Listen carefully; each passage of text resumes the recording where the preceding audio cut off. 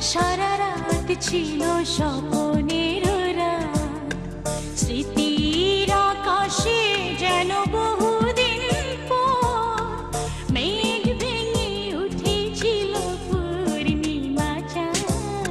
Baby Naznin, Kanak চাপা, মনির খান, আসিফ, ন্যান্সির মতো গুণী শিল্পীদের বেড়ে ওঠা বিটিভির হাত ধরে। প্রকৃতির খেয়ালে অথচ গত ১৫ বছর আওয়ামী রোশনালে পড়ে তাদের অনেককেই দেখা যায়নি টিভি পর্দায়। বাধা আসে স্টেজ শো ও বেসরকারি টেলিভিশন চ্যানেলেও। তোমার সাথে জীবন মরণ যেন লেখা আছে। কিন্তু কেন?